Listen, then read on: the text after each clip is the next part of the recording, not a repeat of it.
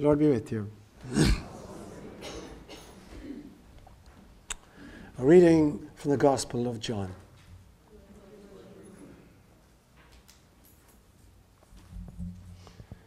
In the beginning was the Word, and the Word was with God, and the Word was God. It was in the beginning with God. All things came to be through him, and without him nothing came to be. What came to be through him was life, and this life was the light of the human race. The light shines in the darkness, and the darkness has not overcome it. And the Word became flesh and made its dwelling among us. The Gospel inspired by God.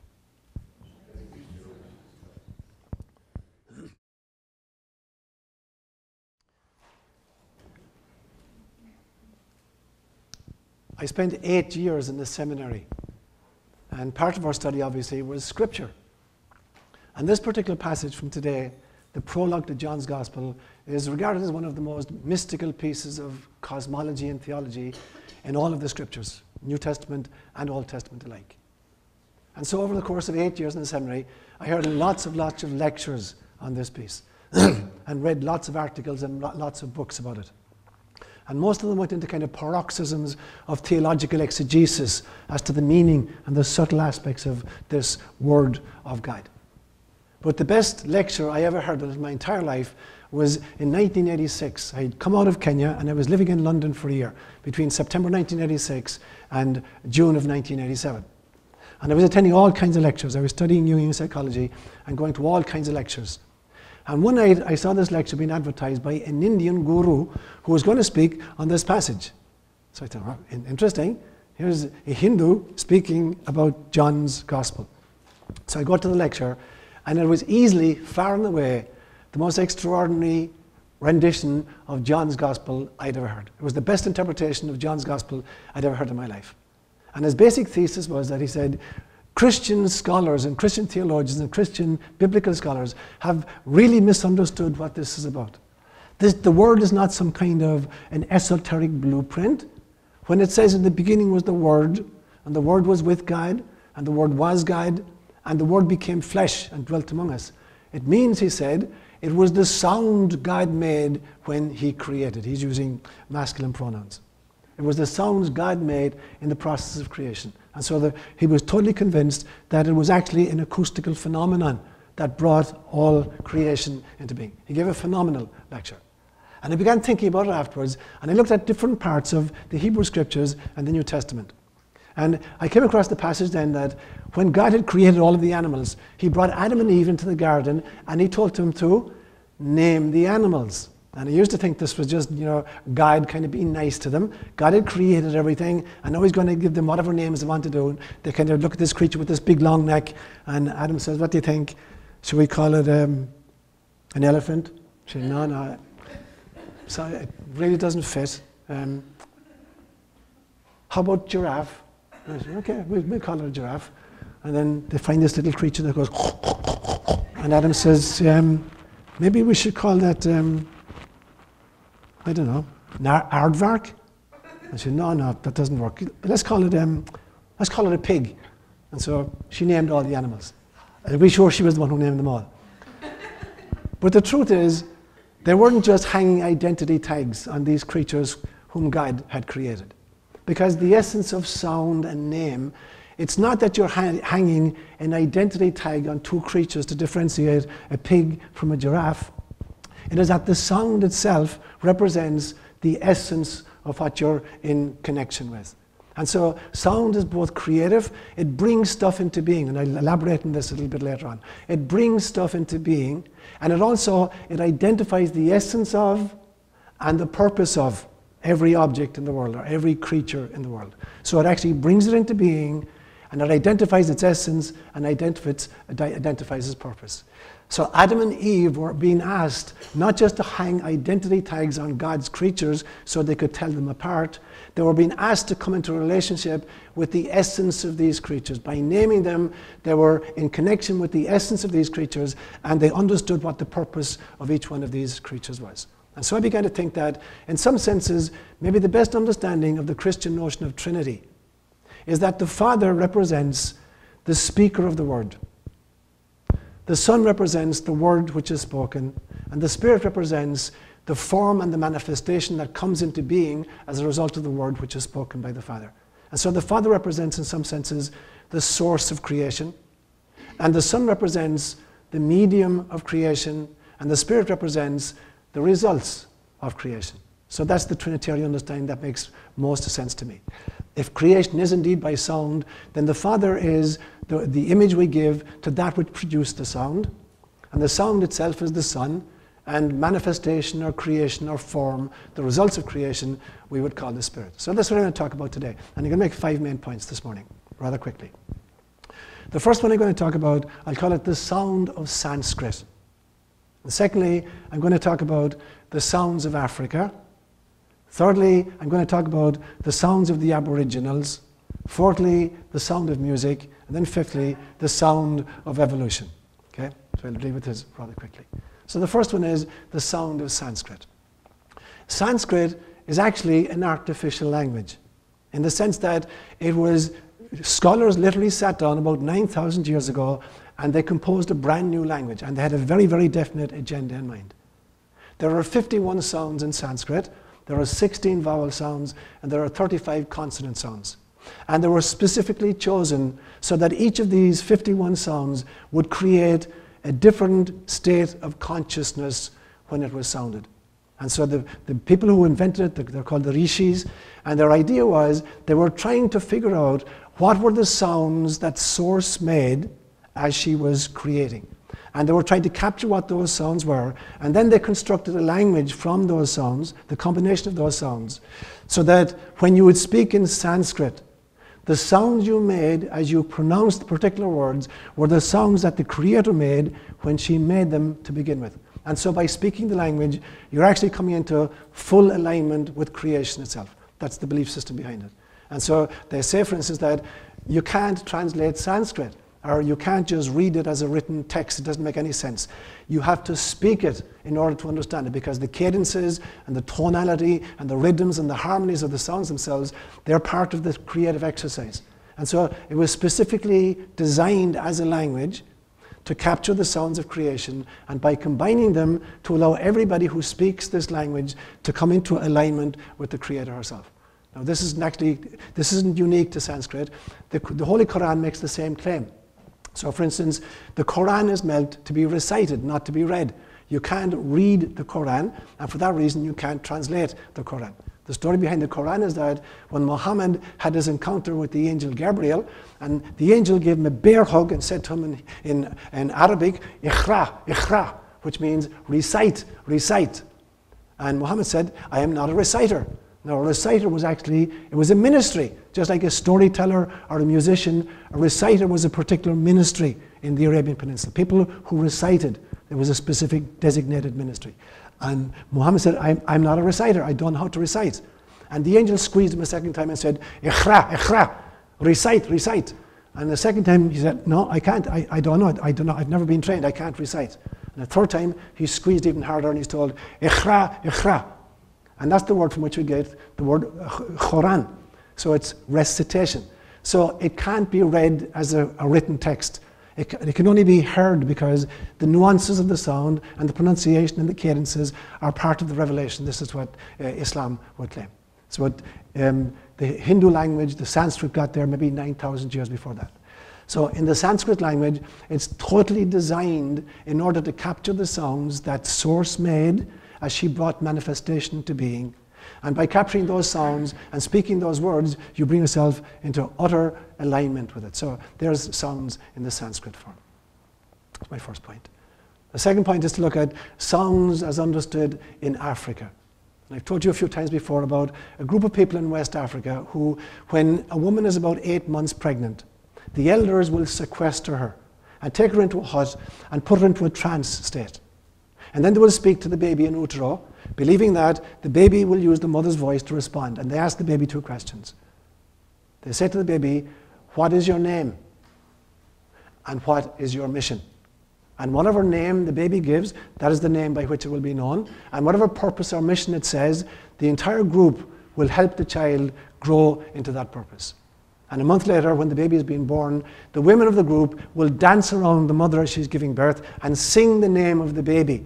So they're singing the child into being. So it's almost as if they're creating the child itself and the mission of the child. And the whole group will absolutely radically support the mission of this child as enunciated before it was born. Because for the West Africans as well, they realize that naming somebody is not just hanging an identity tag. You're not giving somebody a name just to separate Michael from Johnny. That's not the purpose of it. Naming somebody means that you've understood their very, very essence. So by naming them, you're coming in contact and into relationship with the essence of who they are, and their name also designates what they're coming to do, what their purpose and what their mission is in planet Earth. So that's very, very strong in West Africa. I lived in East Africa among the Kalenjin people, and they had some very interesting naming ceremonies as well. So in fact, every little baby was given 3 different names at birth and shortly after birth. So the first name that was given had to do with the circumstances of the child's birthing. And so if you asked somebody among the Kalenjin what their name was, you immediately knew what the circumstances of their birth was.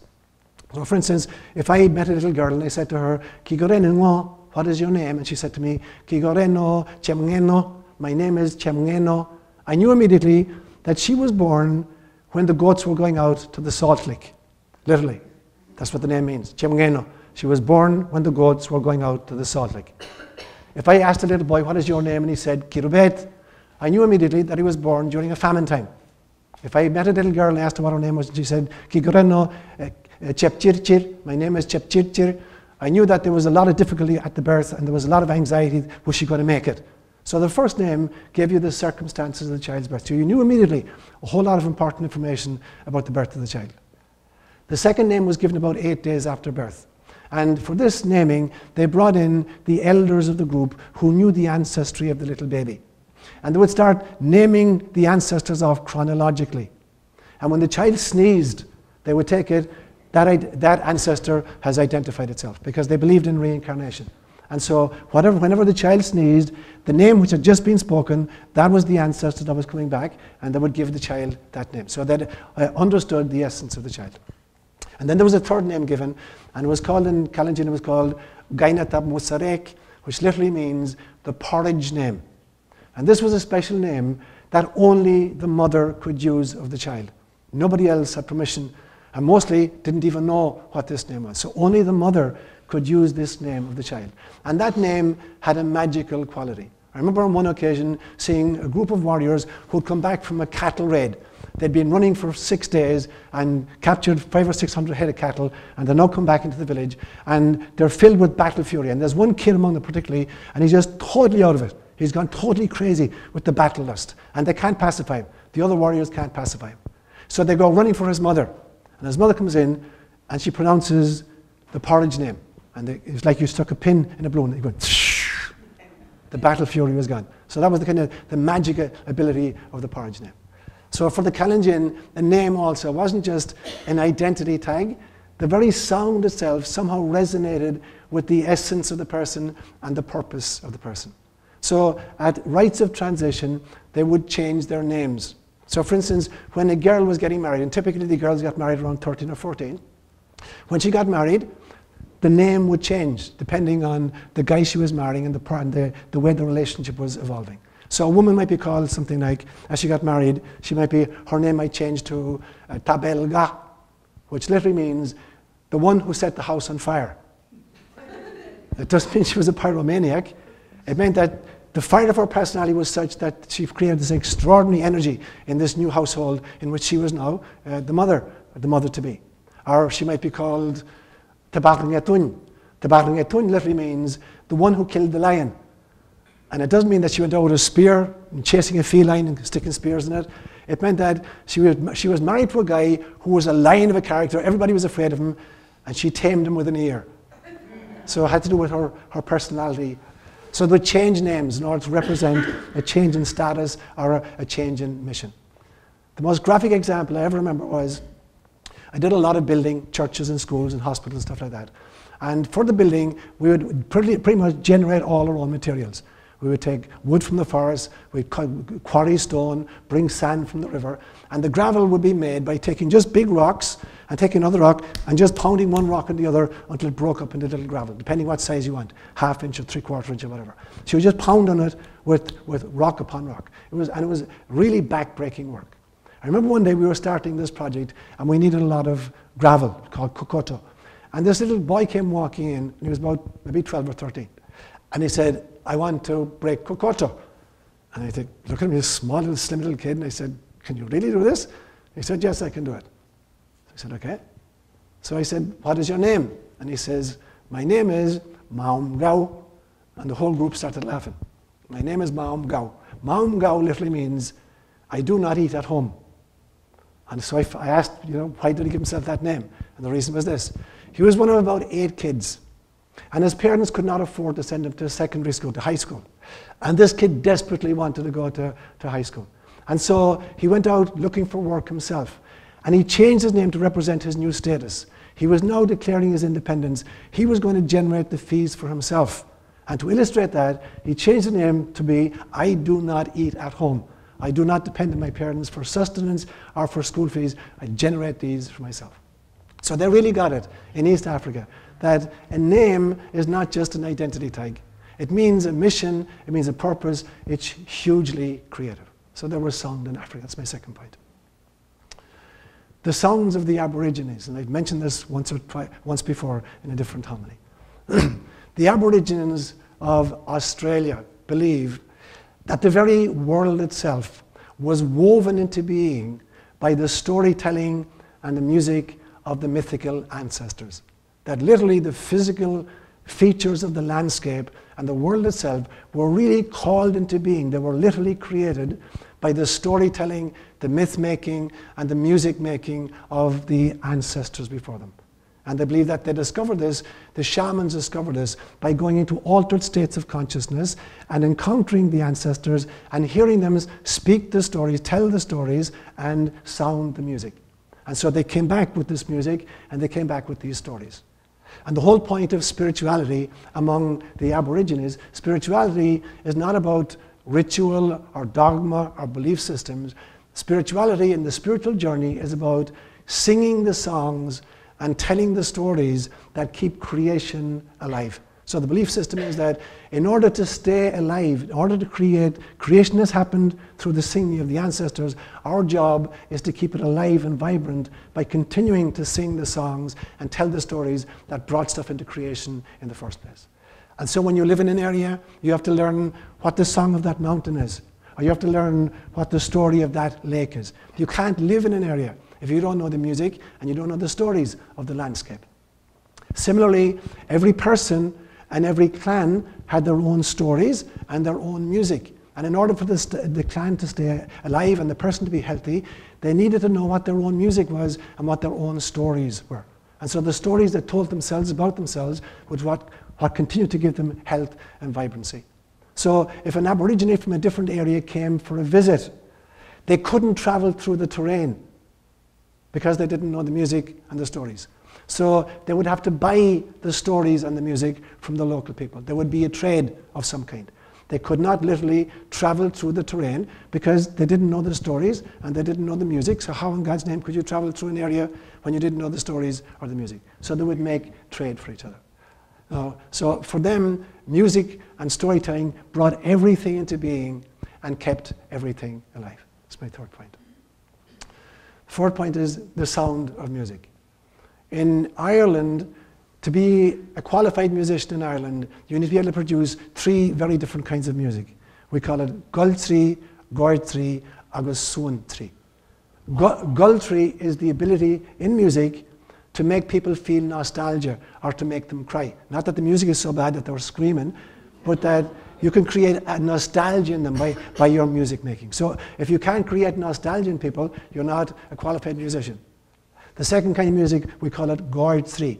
It's the ability to make people laugh and to make people feel them really, really happy in your music making. If you can't make people feel happy in your music, you're not a qualified musician. And the third kind, we call it Suantri.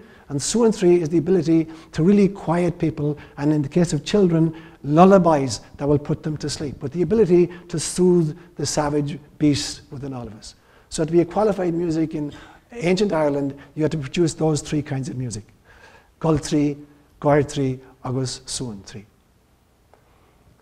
About 20 years ago in Belgium, there was a city in Belgium which was celebrating its 1000th anniversary as a chartered city. And they commissioned a very famous musician to write a piece of music for the occasion. But he chose instead to do a series of sound experiments that went on over the week of the celebrations. And I just want to mention two of them. In one of these experiments, he took a sheet of plate glass which was about 1 inch thick, 8 feet by 4 feet, and he clamped it upright. So it's standing upright, 8 feet long, 4 foot high, and about 1 inch thick. And then he got large amounts of warm, soapy water, and he poured it along the spine of the glass so that it flowed copiously down both sides. And then he invited musicians with various kinds of music to come up and play their instruments in front of the plate glass. And the different pitches and tones of music created extraordinary patterns on the soapy water. Because music, the acoustical vibrations of music, have an extraordinary ability to organize and create patterns. So it created all these extraordinary designs on the soapy glass. The second experiment he did was, there were tens of thousands of people visiting this city in the course of the week. And so there was food being made available for them. And at one stage, he set up this experiment with cookies. He was baking cookies, and he had two groups separated. They were using the exactly same ingredients.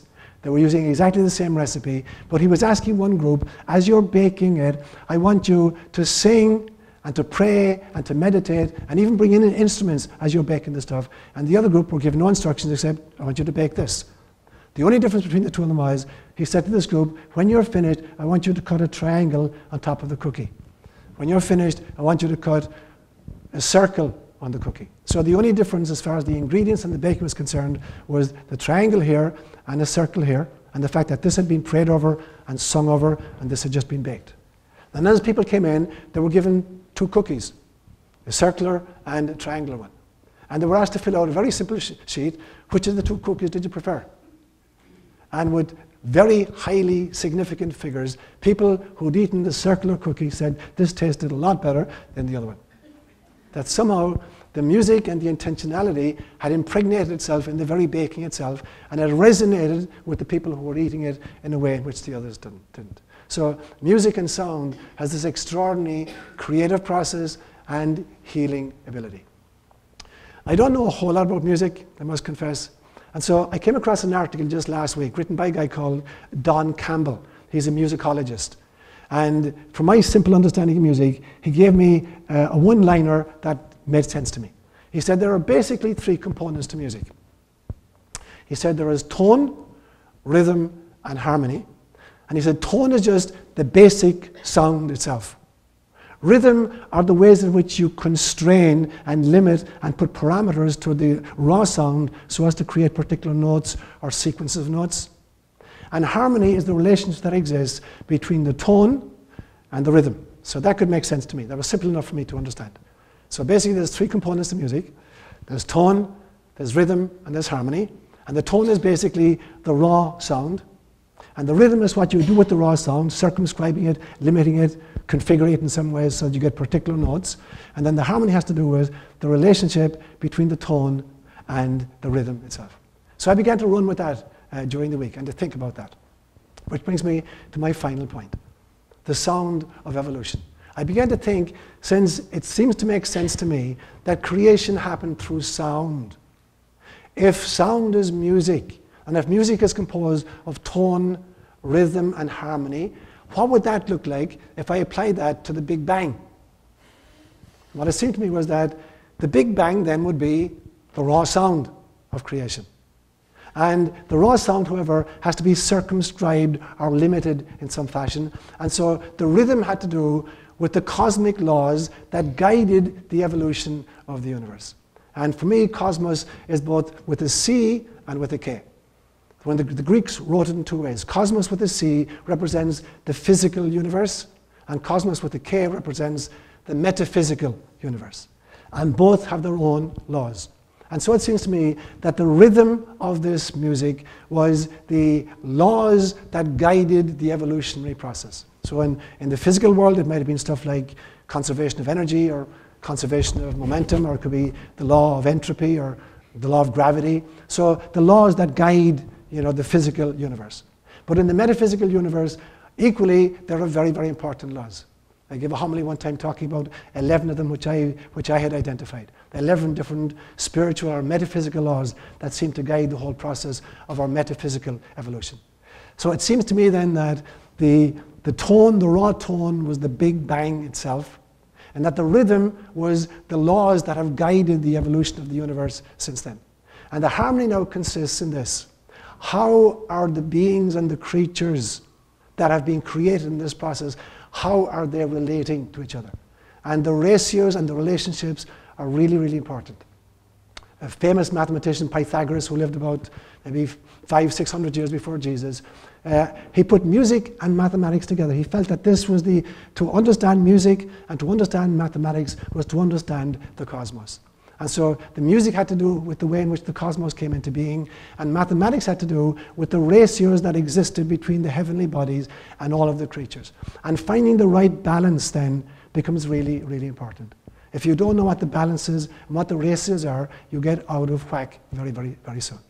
So what happens is that if the harmonization isn't there between the creatures who have evolved in creation, you get all kinds of dysfunction. And it seems to me at this stage in world history, we're in a very disharmonious situation vis-a-vis creation. It's almost as if the people in the violinists, none of them are listening to each other. Every guy is playing his own tune. Moreover, the percussion and the wind instruments are not listening to each other. And moreover, nobody is listening to the conductor. In fact, there's lots of people claiming there is no conductor. Conductor doesn't exist. And we're making this cacophony. A cacophony that consists in the fact that we have not understood the pure tone of creation, nor have we put ourselves in alignment with the cosmic laws, particularly the metaphysical, spiritual laws, and therefore we find ourselves totally discordant. But the universe is a very, very talented place. There's a new theory in quantum mechanics. They're talking about a metaverse. The notion that this universe of ours may just be one in a whole series of reincarnated versions of the metaverse, which accounts for the fact that even this little universe itself was able to rectify very, very quickly a mistake that happened early on in the process, because it's carrying all of the old wisdom from previous incarnations of itself, all of the laws, all of the wisdom it's learned, it's carrying them into the next versions. So not only are individual human souls reincarnating and carrying hardwired with them the learnings and the wisdoms of previous incarnations, the universe in which we live itself seems to be doing this. And my favorite example of this is, within nanoseconds of the Big Bang, there was a huge problem created. It looked like the entire thing was going to fizzle out immediately. Because for every billion particles of antimatter that were being created, there was a billion particles of matter. And so they annihilated each other. So it looked like it was just going to fizzle out. So there was some kind of a readjustment made to create one extra particle of matter. So for every billion particles of antimatter, there was 1,000,001 particle of matter. And from that tiny discrepancy, everything we see around us, 150 billion galaxies, Shakespeare, the benches, and Kathleen Lyons have come out of that one tiny discrepancy. So how did a universe which was less than a second old know how to do this? Because I believe it had been a reincarnated version of many, many previous ones, and the laws that had guided previous incarnations and had been learned at pain were immediately applied, and some intelligence was able to say, okay, we need to make an intervention here. And drawing on our experience, here's one that would probably work. And it made the adjustment. And so, for me then, black holes in space become both a physical, cosmological reality and a metaphysical, spiritual reality. Because I see a black hole as some kind of organizing principle that downsizes or condenses information and energy, passes it through a portal, and reinflates it at the other side. You can call it going from a black hole to a white hole. Condensing radically energy and information, passing it through a portal into a different kind of a dimension, and reinflating at the other side. Either reinflating the original So you get a replica of it, or reinflating the constituents of the original, but in a different configuration that gives a totally different kind of universe. And for me, incarnation itself is a black hole. Incarnation is the black hole which took the information and the intelligence of divinity, of God, reduced it very, very significantly, passed it through a portal, and reinflated it at the other side so that God could begin again the journey into self-realization. And every one of us gets to be carriers of that. Every one of us, in a sense, gets to be this black hole that downsizes the information and the intelligence and the energy of divinity and reinflates it at the other side so that God through you and God through me can begin once more the journey into self-realization. Ultimately, I feel that the two great sources of creation are sound and light. When you condense sound, you get mind, and when you condense light, you get matter. And then the dance between matter and mind is the dance between sound and light. It is the dance that produces life. And our privilege as human beings is to be that incarnated dance that dances the mind of God against the matter of humanity.